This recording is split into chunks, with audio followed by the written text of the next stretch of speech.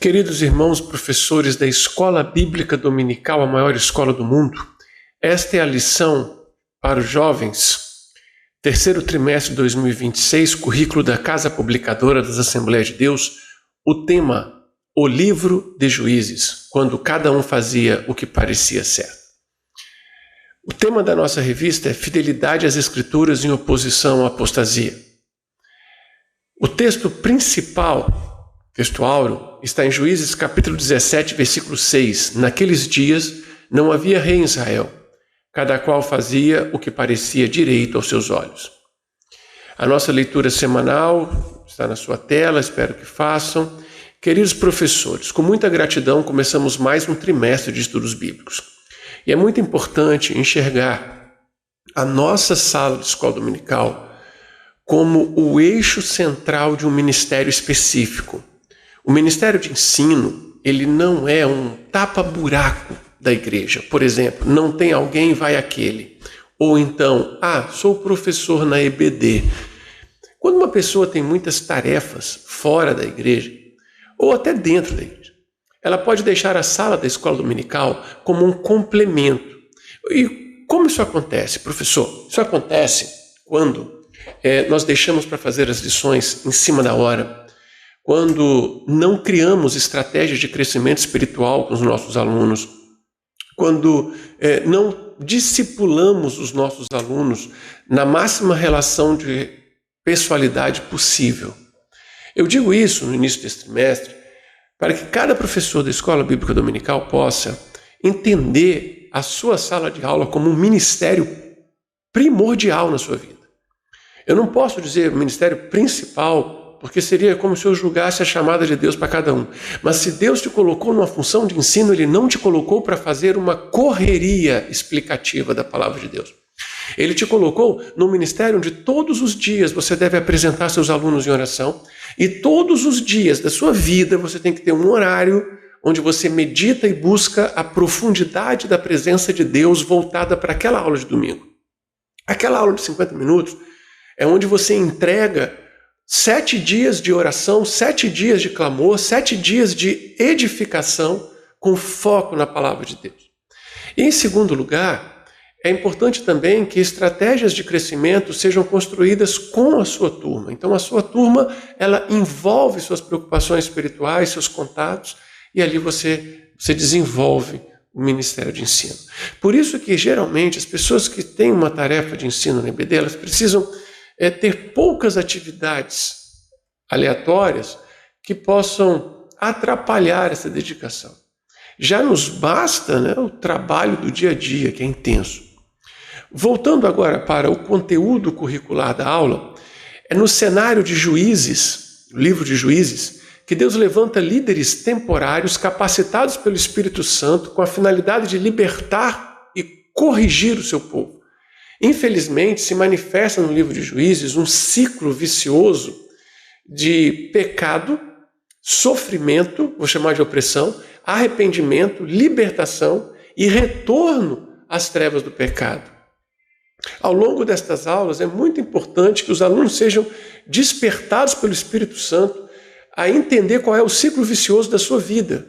Porque o tipo de pecado que cerca um aluno não é o mesmo do outro. Os desafios de cada um são específicos e essas especificidades constitutivas precisam ser irrigadas pelo poder da palavra de Deus. Então, o propósito do livro de Juízes é apresentar e ensinar a retribuição divina e também o acompanhamento do crescimento espiritual do Pai Eterno para com Israel num contexto de opressões espirituais multiplicadas.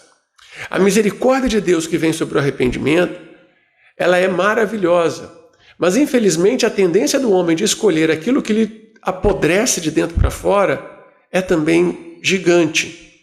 Nós não sabemos quem é o autor específico de Juízes. Pode ser mais de um, com certeza, e até mesmo compêndios de capítulos diferentes.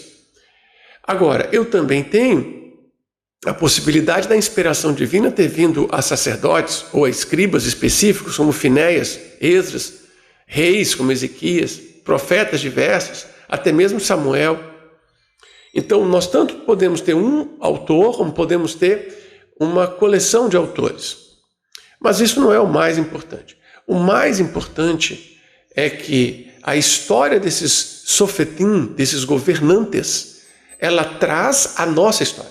A nossa história diante de uma sociedade corrompida, porque hoje nós também estamos no meio dos filisteus, dos cananeus, dos idólatras, daqueles que trazem a prostituição, a perversão sexual, a idolatria, as riquezas, a feitiçaria, a busca por entidades espirituais que venham guiar nossas vidas.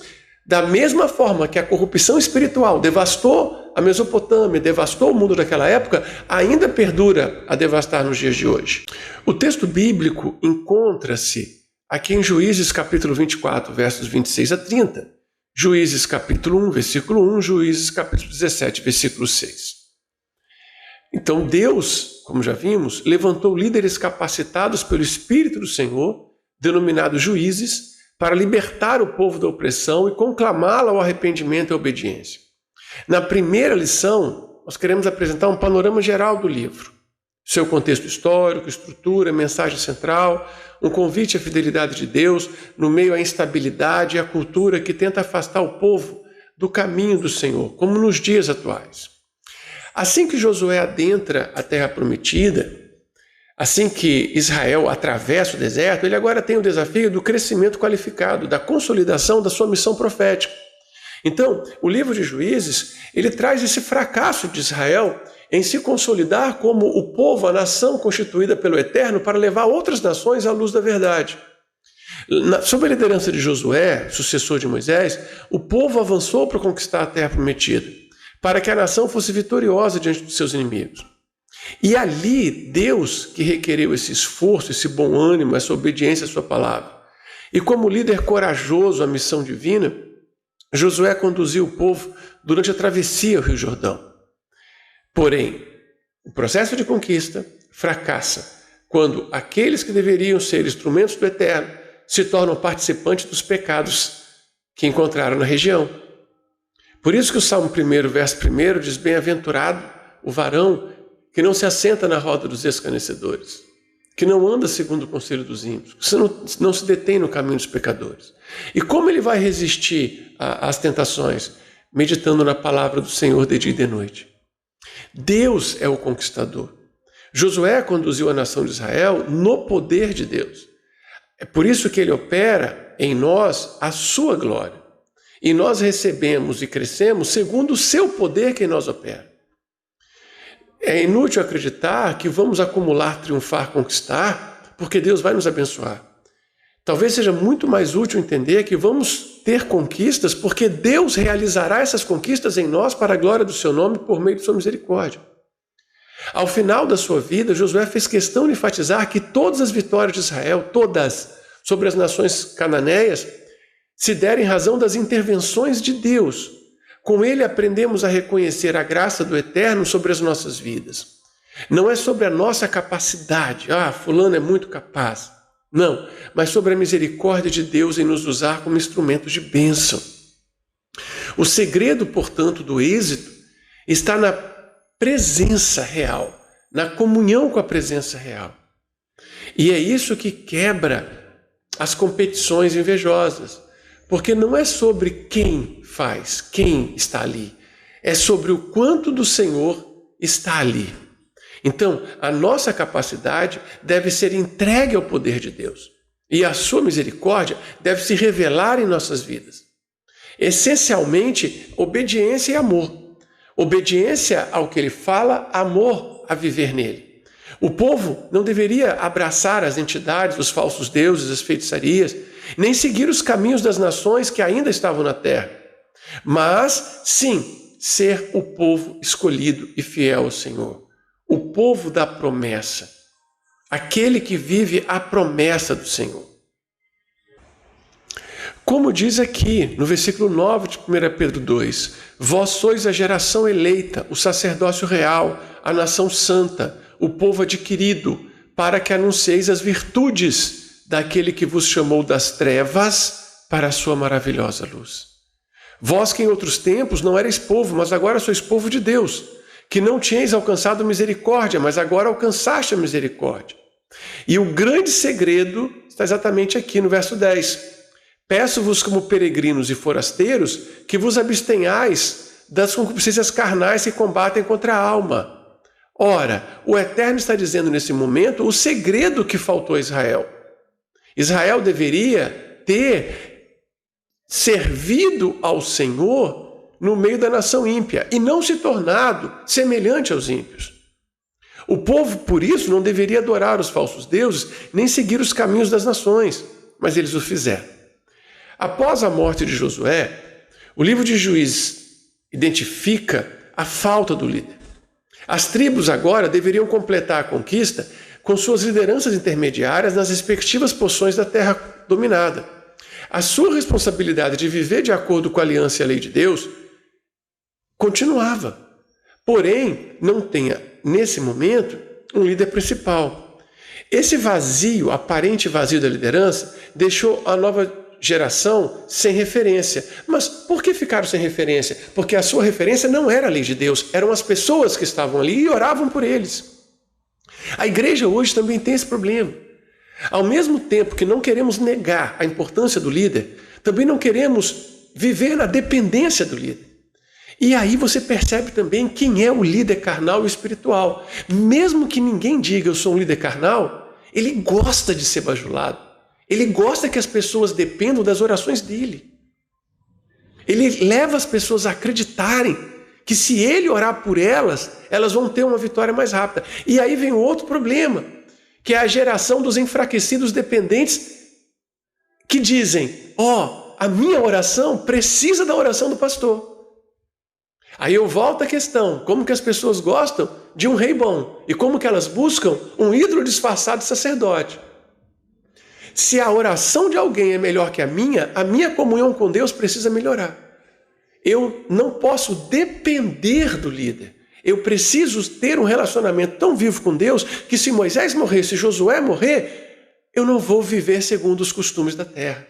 E se eu precisar migrar, se eu precisar ir para outro estado, outro país, outra nação, eu vou estar ainda mais firme com o Senhor. Mas volto a insistir, negar a dependência não é praticar a negação. O sacerdote é importante, o sacerdote é necessário, mas o sacerdote espiritual, que é aquele sacerdote que não quer uma relação de poder e exploração sobre a minha fé, que não quer que eu acredite que a oração dele é melhor que a minha.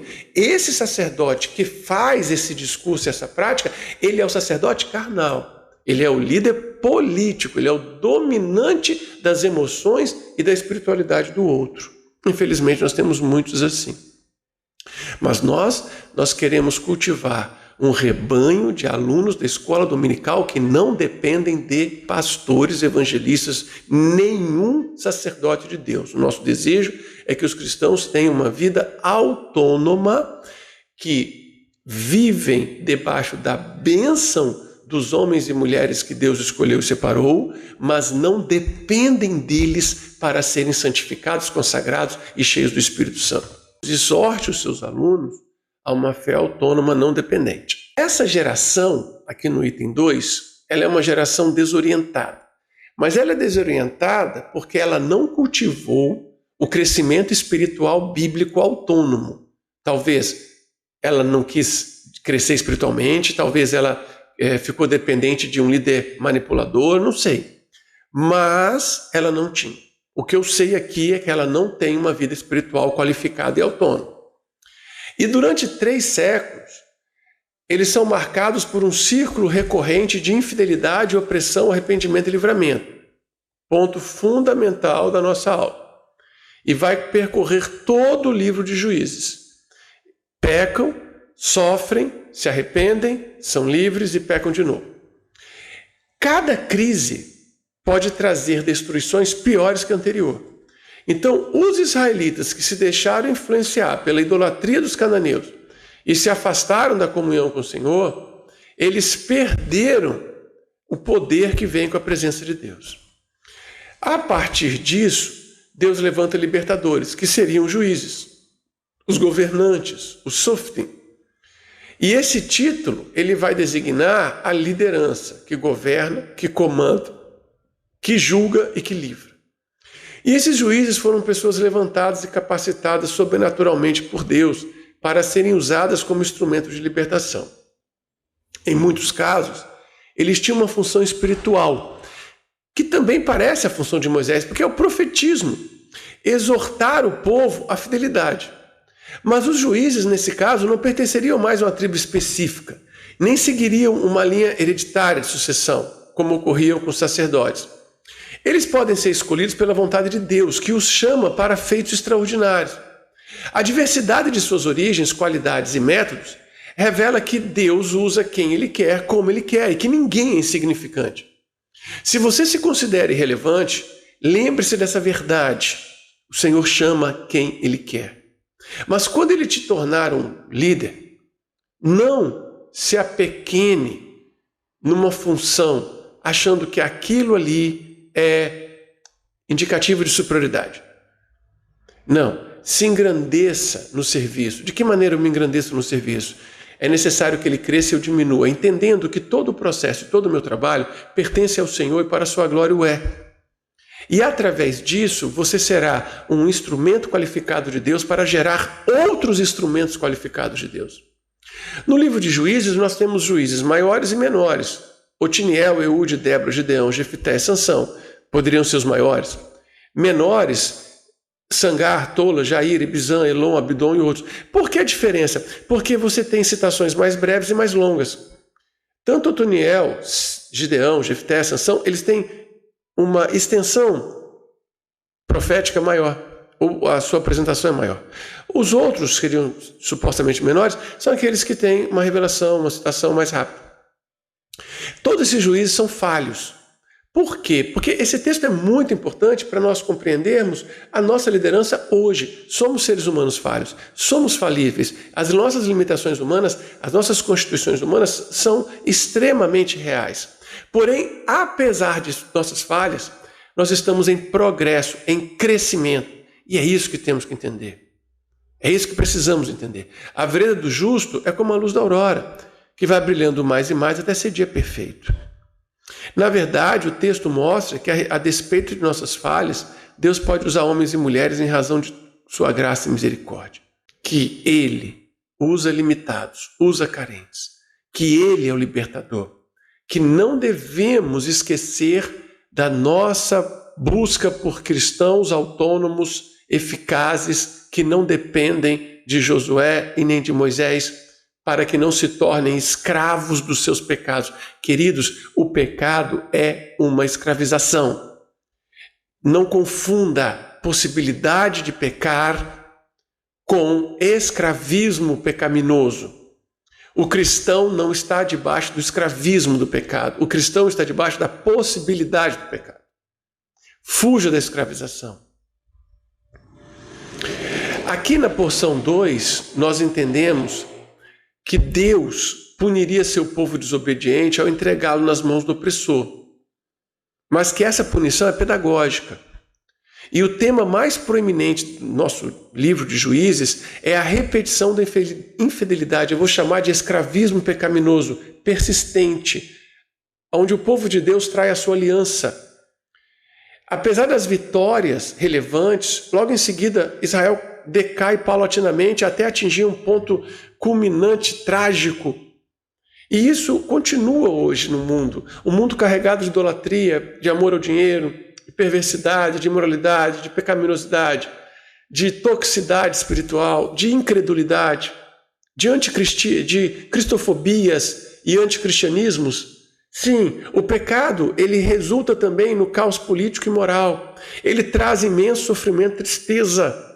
Mas a graça redentora, ela está disponível e nós podemos nos levantar. A fidelidade de Deus resulta em bênçãos, a desobediência em fracasso. E não é sobre saber histórias. Eu encerro, professor querido, essa contribuição para a primeira aula, ressaltando isso. Não é sobre sabermos as histórias dos juízes. Não é sobre saber Jacó, saber Abraão, saber Isaac, uma revista maravilhosa que já viemos. É sobre vivenciar suas experiências, compreender os significados de suas escolhas, aplicá-las ao nosso existir. Não é sobre saber, é sobre vivências. E é importante isso. Outro tema extraordinário aqui ao fim é a liderança devota. As lideranças precisam estar consagradas, porque a liderança carnal, ela vai fazer o mesmo serviço religioso da liderança espiritual, porém não é santificador.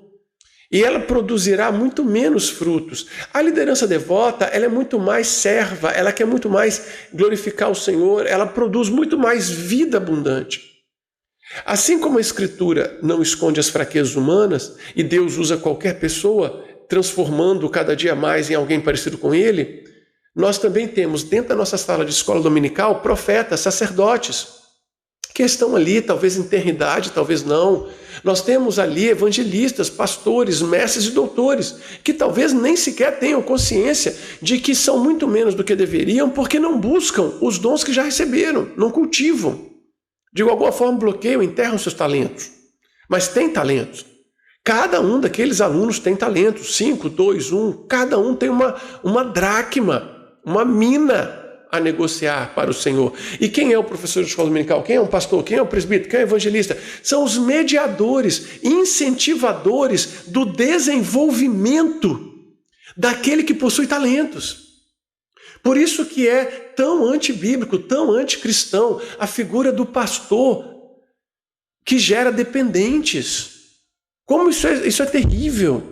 Aquele pastor que vai dizer, ou aquele presbítero, ou aquele professor que vai dizer, vem até mim para você chegar até Deus, quando na verdade devemos ser mediadores de dons, no sentido de auxiliar, e é para isso que Deus colocou você como professor de escola dominical, para você auxiliar os seus alunos a granjearem seus talentos e a desenvolverem os seus dons. Volto a insistir que isso não é a negação do ministério sacerdotal, ele é muito importante.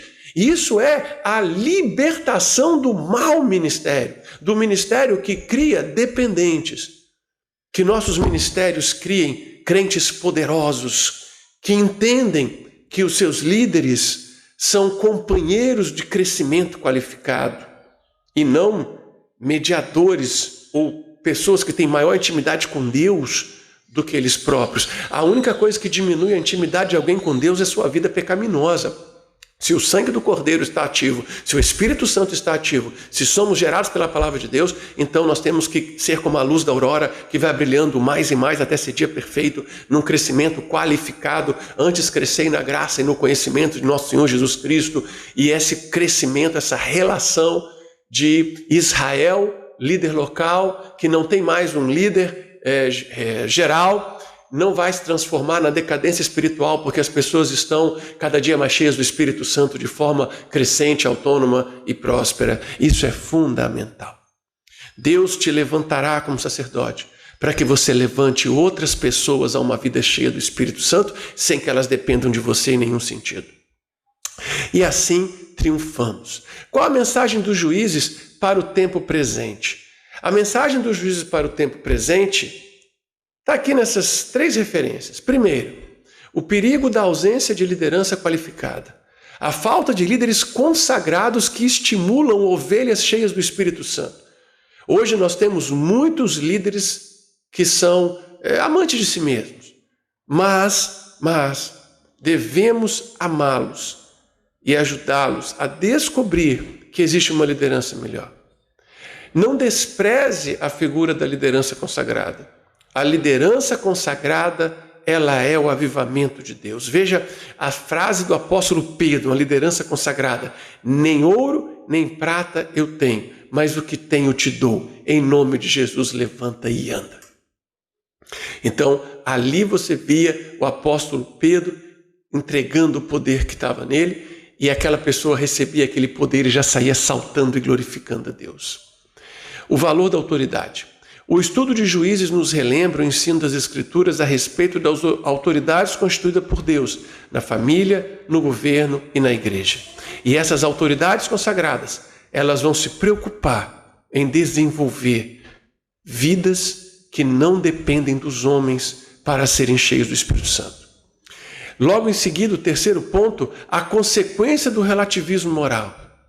É uma descrição da nossa sociedade atual, imagética, consumista, materialista, aonde a pessoa faz o que acha que quiser e através do engano do seu coração, perde a graça do Senhor. O cenário da época de Juízes é o retrato do mundo de hoje. Por quê? Porque os demônios são mesmos, as estratégias pecaminosas são muito parecidas. E como podemos vencer? Através do poder das Escrituras. Estimule as pessoas a andarem através das Escrituras. Peça a cada um para refletir se ele está vivendo no poder das Escrituras ou no poder do seu coração. Professor, utilize com seus alunos Provérbios 4:23. Acima de tudo que se deve guardar, guarde o seu coração, porque dele procedem as fontes de vida. Filipenses 4:7. A paz de Deus, que excede todo o entendimento, guardará o coração e a mente de vocês em Cristo Jesus. Também compartilhe com seus alunos Jeremias 17:9. O coração é mais enganoso que qualquer outra coisa e a sua doença é incurável. Quem é capaz de compreendê-lo? Por que cada dia mais as pessoas querem escutar outros corações, mentes carnais, ao invés das almas consagradas para que possam ouvir a voz de Deus? 1 Samuel 16:7 diz que o Senhor não vê como o homem vê. O homem vê a aparência, mas o Senhor enxerga o coração. Provérbios 27:19 diz que assim como a água reflete o rosto, o coração do homem reflete o que ele realmente é. E a própria promessa do Evangelho diz: darei a vocês um coração novo, Ezequiel 36:26, porém um espírito novo em vocês. Tirarei de vocês o coração de pedra, lhes darei um coração de carne. Daí a necessidade da nossa oração. Cria em mim, ó Deus, um coração puro e renova em mim um espírito reto. Que possamos, portanto, utilizarmos, conhecermos o livro de Juízes para destacar esses perigos e destacar também a importância da atuação do Espírito do Senhor na vida dos líderes levantados. Há uma enorme diferença entre líder consagrado e líder institucional, líder da religião. Precisamos entender que o principal elemento diferencial é que os líderes consagrados andam nas Escrituras, na palavra de Deus, e eles produzem pessoas cheias do Espírito Santo. Deus consagrou líderes para mediar negociação de talentos e crescimento espiritual. Se não há crescimento espiritual, se não há crescimento qualificado, a responsabilidade, quando o líder é consagrado, ele está entregando tudo que pode, está estimulando tudo que pode, e o Israel não quer fazer, é enterrar talento, ok. Mas o problema é quando eu quero granjear meus talentos, eu quero crescer e eu não encontro uma liderança que investe nesse meu crescimento espiritual qualificado. Pelo contrário, estimula a minha dependência em relação a essa liderança. Bom, continuando a pensar na liderança qualificada, lembre-se, o Espírito do Senhor se apoderou de. Se o Espírito Santo se apodera de, é porque o segredo é andar no Espírito. E levar pessoas a andarem no Espírito e andar para a glória de Deus. O livro de Juízes nos alerta sobre os perigos de sermos seduzidos pelo ambiente ao nosso redor, de assimilarmos valores contrários aos de Deus. Em meio a uma cultura corrompida, espiritualmente caída, Deus sempre preserva um grupo fiel. Mesmo nos tempos mais sombrios, o Senhor levanta homens e mulheres comprometidos com a sua vontade, por meio dos quais Ele cumpre seus propósitos eternos. E seja a sua sala de aula muito abençoada e o poder do Espírito Santo transborde no seu ministério de crescimento qualificado e vida abundante. Até breve. A paz do Senhor.